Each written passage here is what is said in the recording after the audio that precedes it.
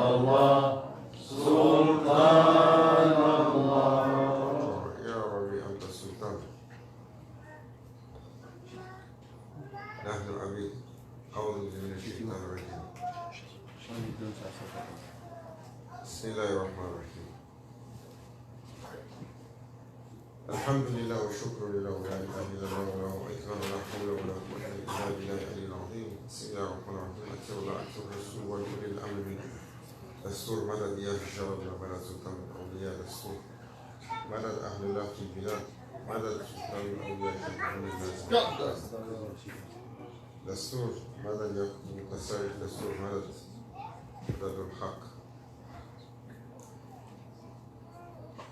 أعوذ بالله من الشيطان الرجيم. أعوذ بالله من الشيطان الرجيم.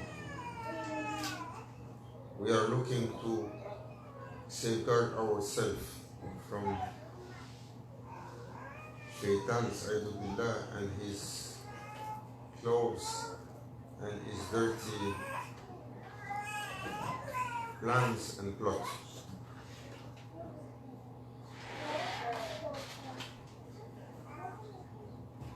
Maulana Sheikh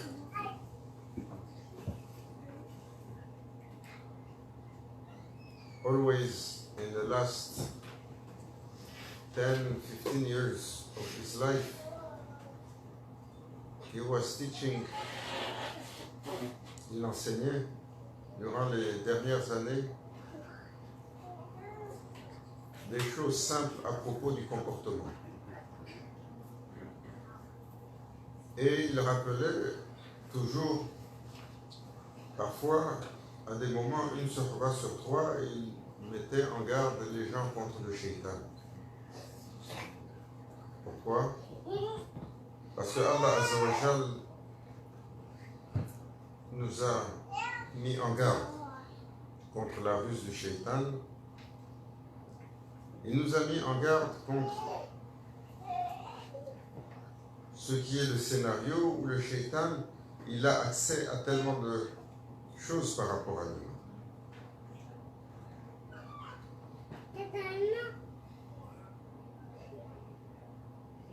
But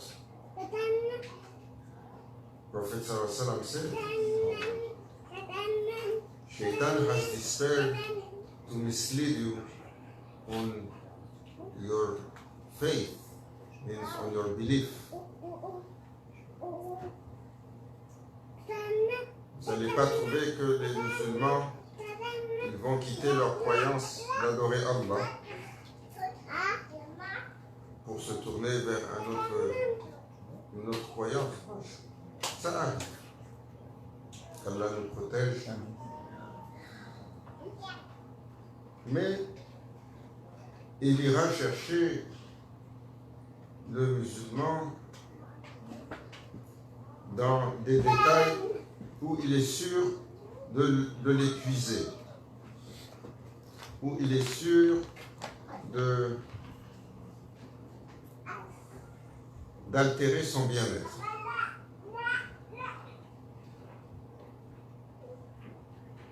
Donc, quand tu dors la nuit,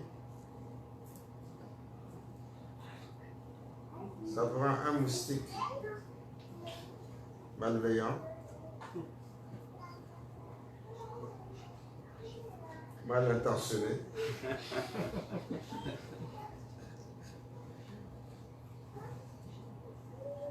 ça, ce sont les créatures que le shaitan a mis en route pour les humains et ce sont ses outils. Encore un.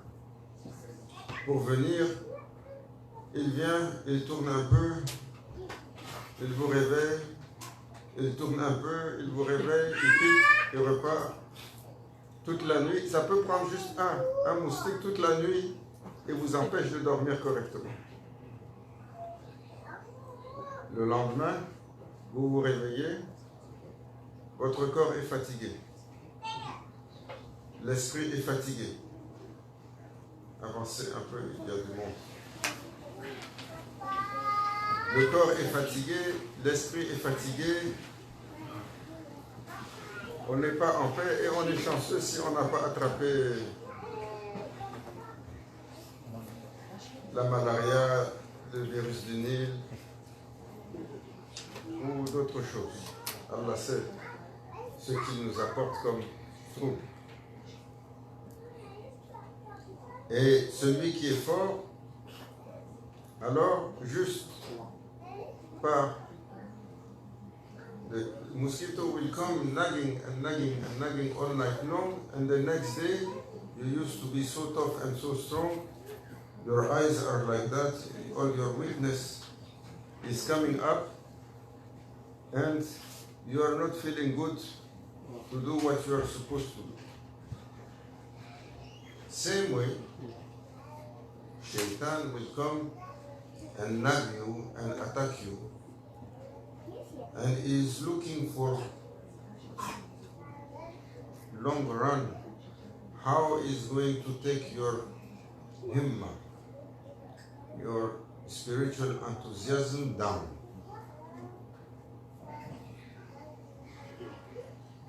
Et comment il va vous faire perdre al-afiyah,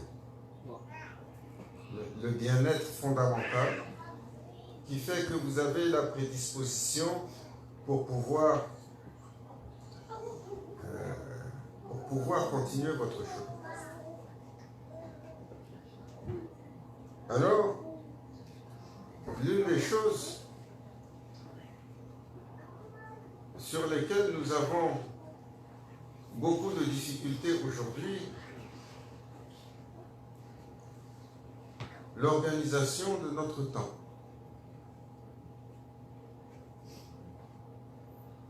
Parce que le prophète sallallahu alayhi wa sallam, il a dit, le temps, il doit être équilibré pour le serviteur. Alors, on sait qu'un tiers c'est le travail, un tiers c'est le repos, un tiers c'est le ibadah. Et dans ce tiers du ibadah, 1/3 for work, 1/3 for ibadah, and 1/3 for resting. In the ibadah part, we have all our social life that is included in it.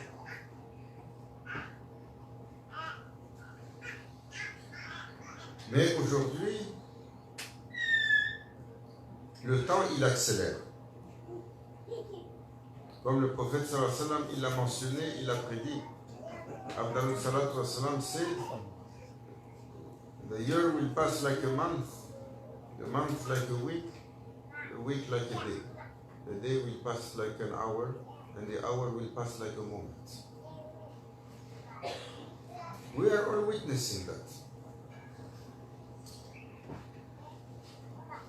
Et Allah Azza wa Jal, il jure, wal asr, innal insana lafi khusr. Il jure que l'humain, par le temps que l'humain est en perdition. Alors, dans l'interprétation de cela,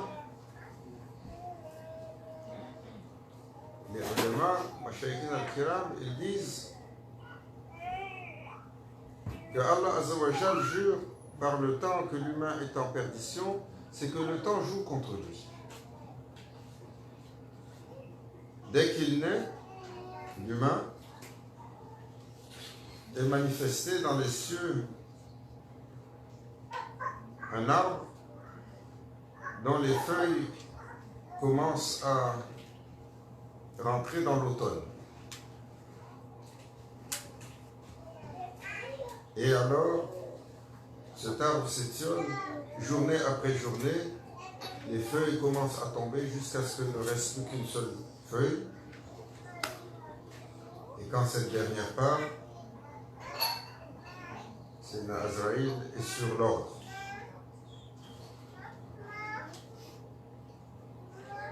Alors, comment mettre à profit ce temps qui est si précieux, qui court à une vitesse folle, dans un temps où même faire une chose dans la journée relève du miracle. Rien à faire. Et comment maintenir cet équilibre qui fait que notre dunya n'est pas, nous ne nous éreintons pas juste pour les choses de ce monde. Parce que c'est ce qui arrive pour la majeure partie d'entre nous.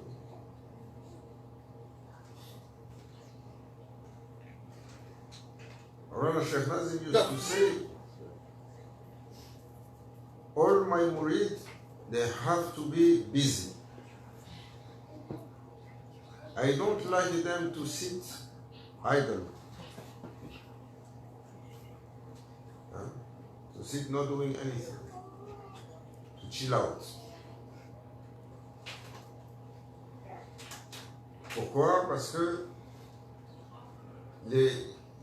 comme les Français disent, la l'oisiveté est la mère de tous les vices. Et c'est Maulana Cheikh a mis l'accent là-dessus en disant, dès que le serviteur a un peu de temps, il n'a plus de responsabilité, alors les efforts du shaitan se concentrent sur lui. Pour voir comment il va lui insuffler le désir d'utiliser à mauvais escient son temps.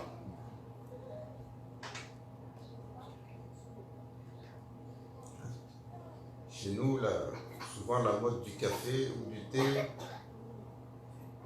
Et là, vous rentrez dans l'intégralité du monde musulman.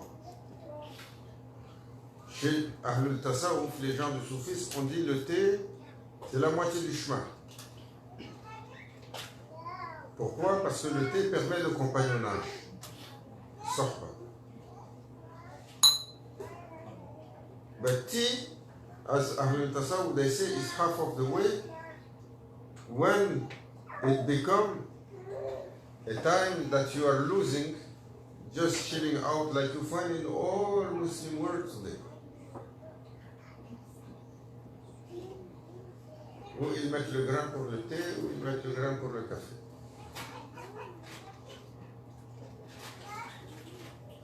Et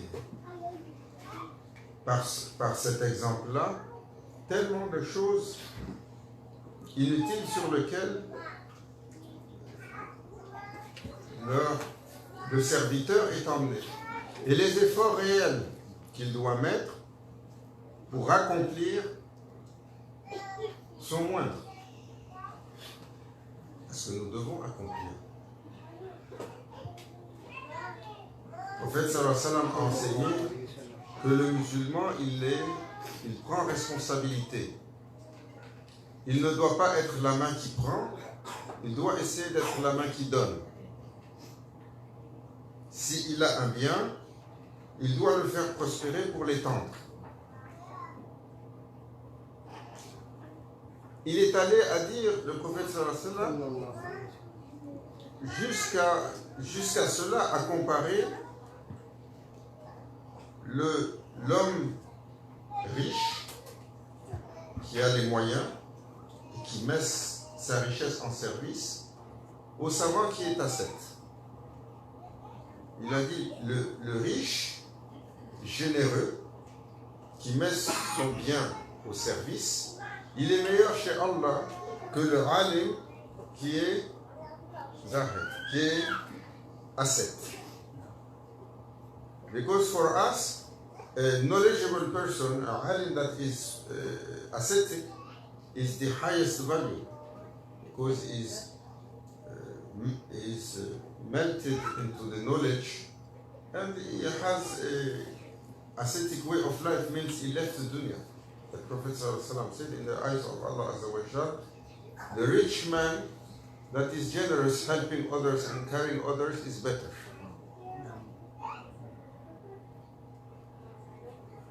That's why you will find that prophets, the Anbiya, the messengers, never they were hiding by themselves in their cave.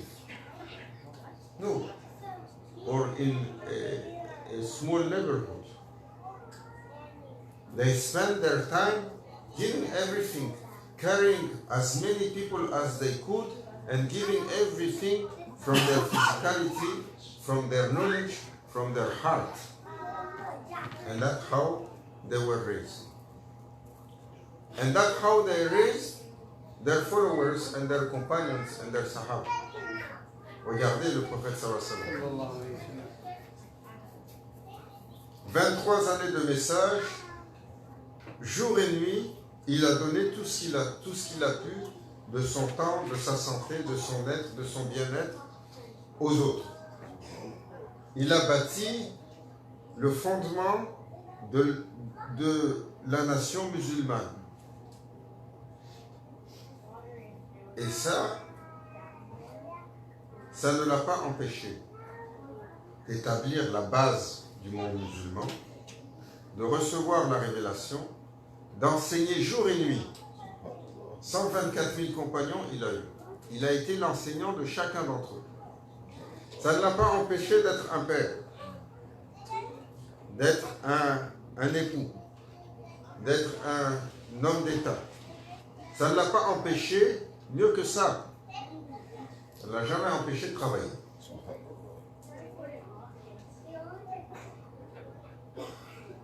Because that's what is going to be our excuse. Oh, we are too busy running after our dunya. Which prophet was not busy running after his own dunya? Look, Sayyidina Sulaiman alayhi salam. On pense que Sayyidina Sulaiman alayhi salam, parce que les djinns étaient sous son autorité et faisaient tout pour lui, il n'était pas occupé pour travailler. Il travaillait. Il travaillait de ses mains. Pour garder l'ordre d'Allah Azzawajal, parce que Sayyidina Sulaiman alayhi salam, Allah Azzawajal lui avait donné le contrôle sur le monde de l'invisible. Il avait le contrôle sur les djinns qui étaient capables de bâtir pour lui et d'aller même chercher les trésors pour lui. Malgré ça, comme l'ordre a été donné à Sayyidina Adam alayhi salam et Bani Adam de travailler pour leur subsistance, chaque prophète a travaillé et Sayyidina Sulaiman alayhi salam, il faisait les paniers. Il était vannier. He used to wave baskets with his own hands, and then they will sell those baskets, and the food that he and his family will eat will come from what is sold in the market. To fulfill. So besides, he was the ruler of a country, and not only ruling between East and West, il gouvernait tout ce qu'il y avait entre l'Est et l'Ouest. Il gouvernait les créatures qu'on voit et celles qu'on ne voit pas. Et il veillait sur sa famille. Et Allah sait comment elle était nombreuse. Parce qu'on dit de la famille de Sayyidina Sulaiman alayhi salam, il avait, selon les versions, 100 épouses. Selon d'autres versions, jusqu'à 3000 épouses. Parce que c'était un patriarche à qui Allah Azzawajal a donné le pouvoir de multiplicité. Qui arrive chez certains prophètes ou chez certains awliya de passer d'un endroit à l'autre sur un clin d'œil, ce qu'il avait, parce qu'il utilisait le pouvoir des éléments même pour se déplacer, pour aller conquérir, et d'être à plusieurs endroits au même endroit. Comme c'est la Cheikh Abou Yazid Bistami. Il était connu également à quelques reprises dans sa vie pour avoir manifesté ce qu'on a appelé dans l'anthologie du Tasawwuf les 12 000, les 24 000 expansions de Sayyidina Abou Yazid. Alors dans notre temps,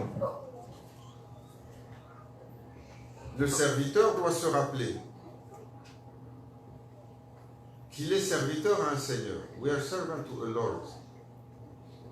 And our service to that Lord has two sides. We worship and we serve. L'adoration et le service. L'adoration, déjà, c'est dur pour nous de remplir notre part. Hein? Aujourd'hui, Maghreb vient de tomber. Si on doit compter ce qui s'est passé sur les 24 dernières heures, lequel d'entre nous a réussi à compléter sa prière dans le temps, c'est presque un miracle.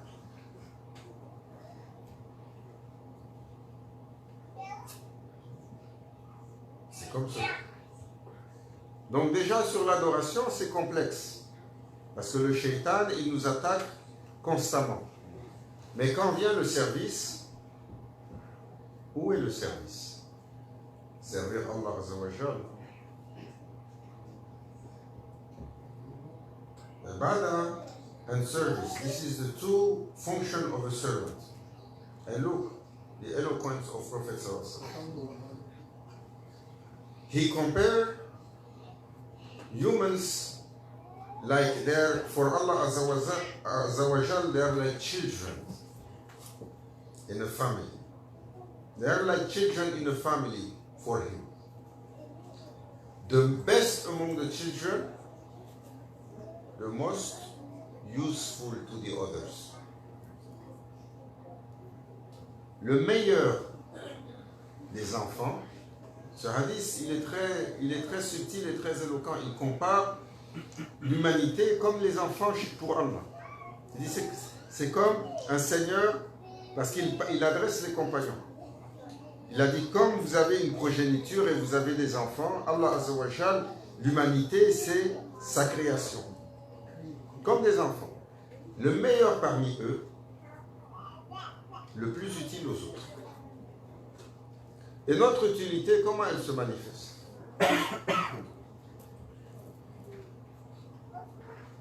Notre utilité, comment elle se manifeste? Comment nous mettons le souffle de vie que Allah Azza wa Jal nous a accordé au service des autres? Cette utilité, nous servons nos ayants droit. We have to serve those that have right upon us. It's our parents and our families and our wife and children, or our husband, or our brothers and sisters, the family relationship. But we serve our friends, we serve our community, we serve our neighbor, we serve our country, we serve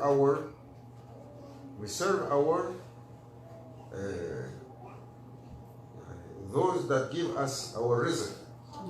It's when you are in a contract of working, you have to serve with your ability according to the contract.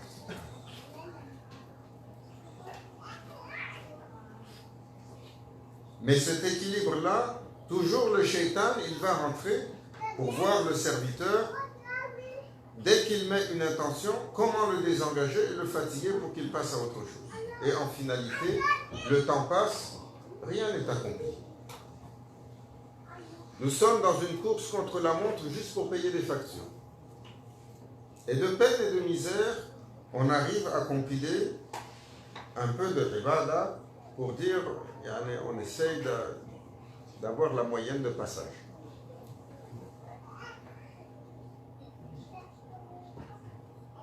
That's why it is important to have a share. That's why it is important to follow a share.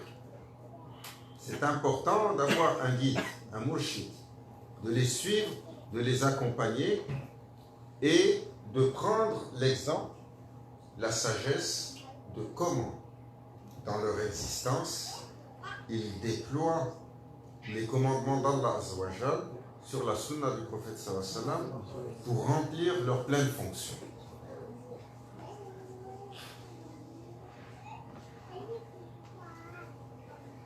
Vous avez vu Maulana Cheikh Hicham, dans les années où il avait reçu l'ordre de Cheikh Nazim et il se déployait, il travaillait 16 heures par jour.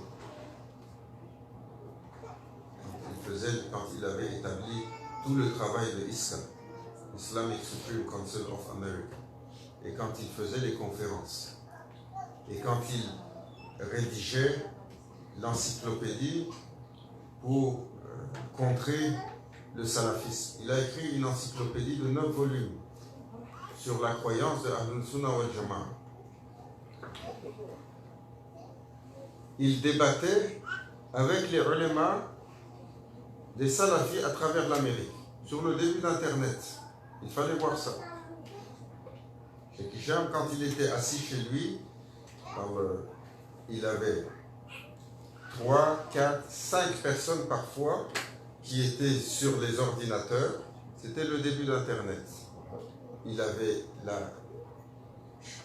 le salon rempli d'ouvrages et il débattait.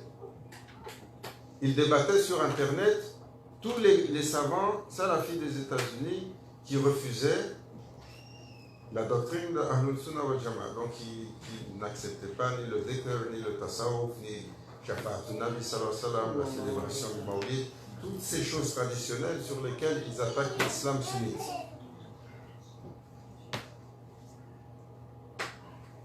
Malgré tout.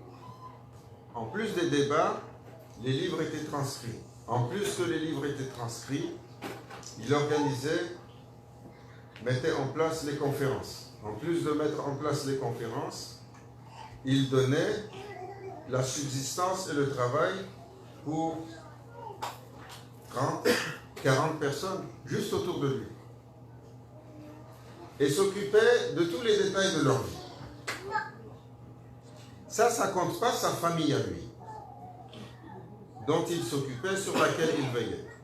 Ça compte pas les mourides, sur lesquels il était disponible pour les enseigner, leur donner, s'occuper d'eux, écouter leurs doléances à toutes les heures de la journée pour leur donner nasiha, le conseil. Et ça compte pas qu'il devait nourrir sa famille et assurer sa subsistance, donc il travaillait également. Dans la sunna du prophète sallallahu alayhi wa sallam, dans le commerce, où il a toujours continué à faire jusqu'aujourd'hui. Et si vous accompagnez Maulana Cheikh Nazim, c'était pourquoi hier on a repassé avant-hier sur cette fameuse allocution que son petit-fils Cheikh Mohamed Nazim a donnée en Afrique du Sud. On passait le détail d'une journée dans les dernières années et comment était sa journée. Et on voyait qu'il dormait très peu, 4h30, à peu près un maximum de 5 heures de temps dans la journée. Tout le reste du temps, c'était mis en fonction pour servir. Et il avait 80, 85, 90 ans.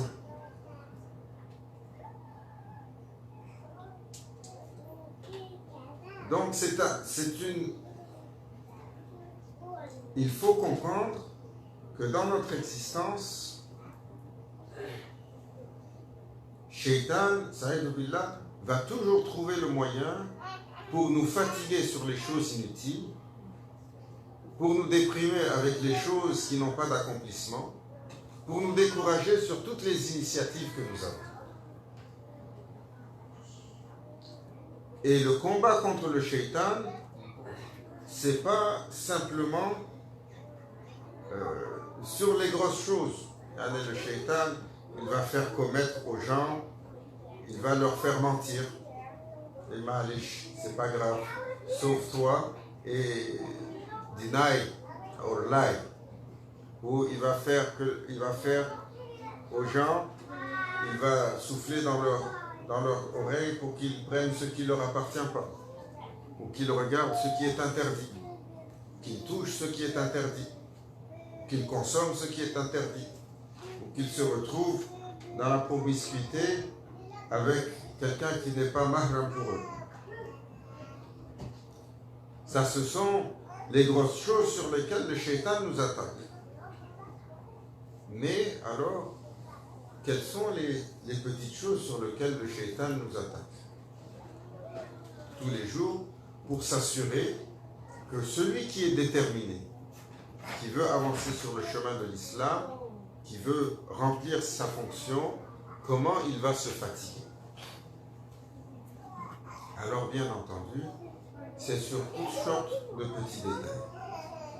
Et quand on dit, il faut prendre shaitan comme ennemi, we have to be aware that in every step that you are going to take toward goodness, shayateen, devils, will be sent to you to try to pull this leg back.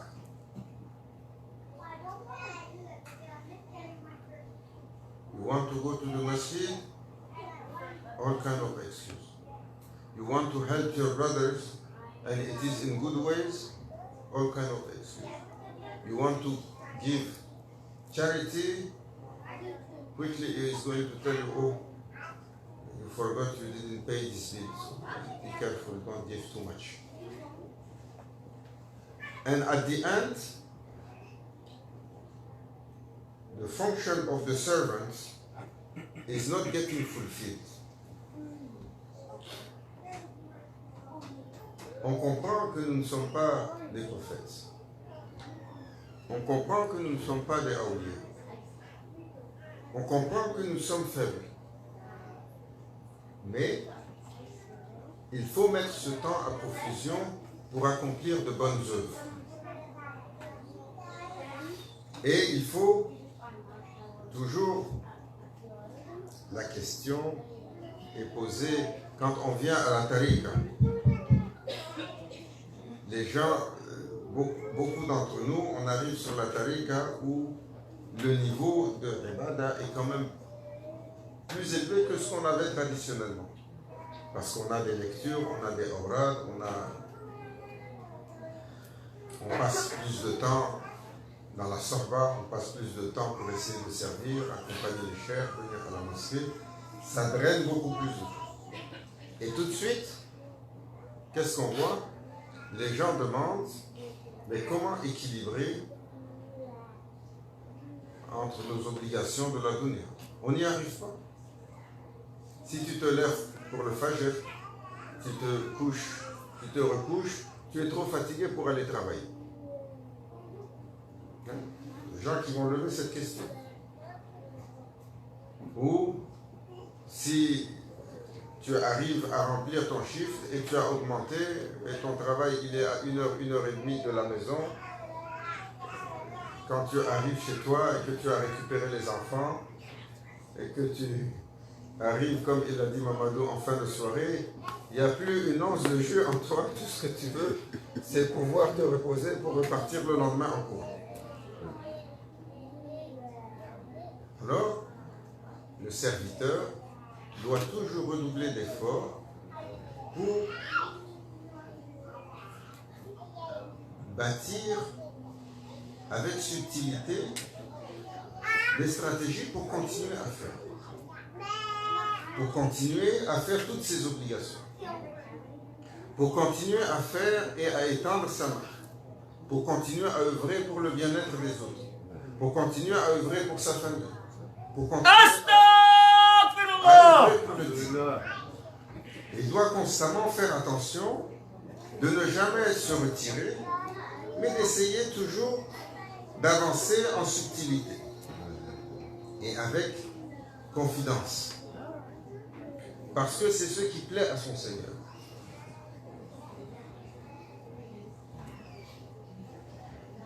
Et cet exemple est éloquent. Regardez. Parce que, in our time, we are the master of getting excuses.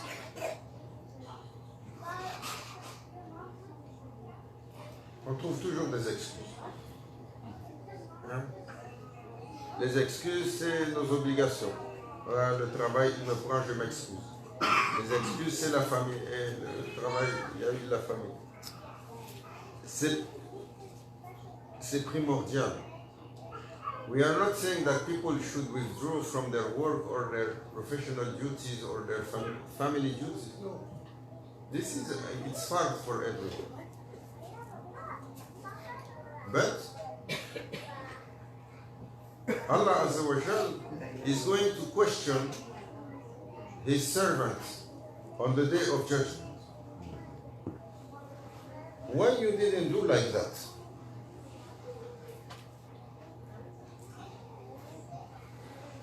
Servant is going to, like we are doing here, to find excuses. Oh, Ya Rabbi, I was busy for this, I was busy for that, I was busy for that. Ça, c'est une histoire que le prophète sallallahu alayhi wa sallam a racontée. Que quand les serviteurs vont être questionnés, ils vont tous apporter une excuse. Et Allah Azza wa Jalla va leur dire, vous êtes des menteurs. Parce que toi, tu dis que tu n'as pas fait parce que tu étais malade.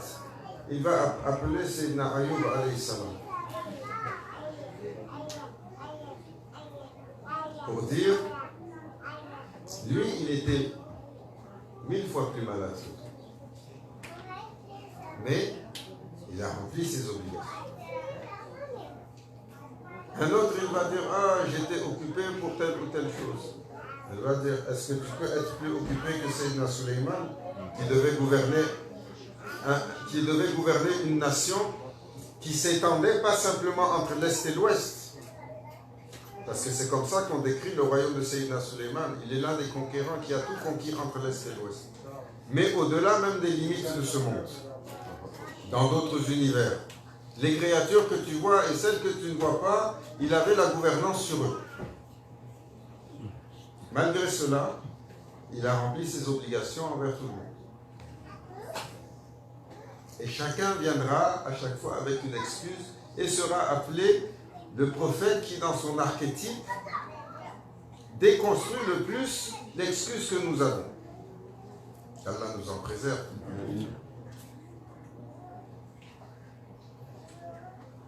So we have to be aware how Shaitan is constantly nagging and making us to be tired is nonsense. So we will do the least of our potential. Because he's not only looking to corrupt us, he's looking by all means to take any hope for us. Every step of goodness that a human can take, you will find Shaitan sitting there, dragging him off. Regardez. Jusqu'à aller insuffler une parole de vérité dans l'oreille de la personne. Le prophète sallallahu alayhi wa sallam a dit, et quel plus mauvais conseiller que le Shaitan quand il vient te donner un bon conseil.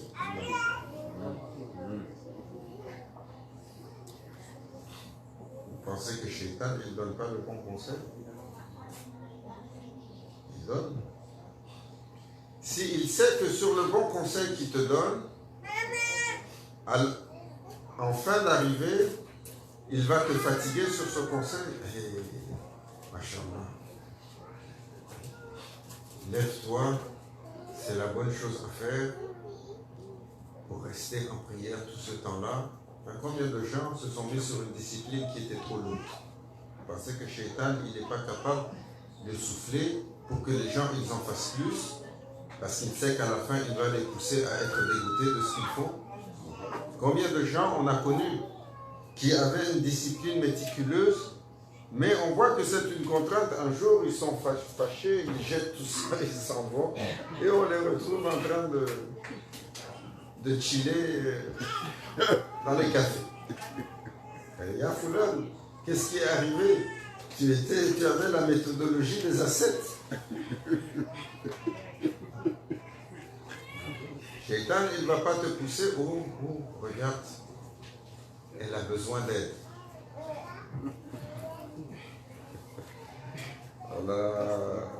Les hommes, ils ne sont pas les chevaliers servants. Tout de suite, si on sait qu'on doit aider, ce n'est pas intéressant. Si on voit il y a une sœur qui arrive tout de suite, il dit, regarde, ce qu'elle porte, c'est l'eau. Salam alaikum, sister. Pourquoi? Parce que dans ce scénario, il va venir sur une qualité que tu as qui est de vouloir servir. Mais sur cette qualité, il sait que tu as une faiblesse, il va t'amener en promiscuité dans un univers et il va commencer à jouer. Il peut le faire le shaitan. Saïdou billah. Donc ces ruses sont infinies. C'est pour ça que Allah Azza wa Jal dit, il vous a pris comme ennemi, prenez-le comme ennemi. Ne le sous-estimez pas. Shaitan, Saïdou billah, il a fait tomber des prophètes. He made prophets and messenger to fall. And more time pass, more he and his servant are powerful, especially in this time. So numerous. So we have to be aware that to fight shaitan is a permanent effort on every small things, that every step we want to take, there will be 40 shayateen coming to take that step back in every goodness. May Allah Azza wa Jal make us to be safe from his claws, de ses griffes, de sa malice, de sa corruption.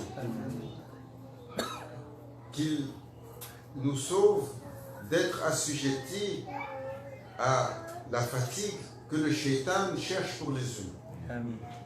Car il ne cherche pas simplement à ce qu'il rentre en confrontation, il cherche par tous les moyens à ce qu'il ne puisse pas entrer au paradis.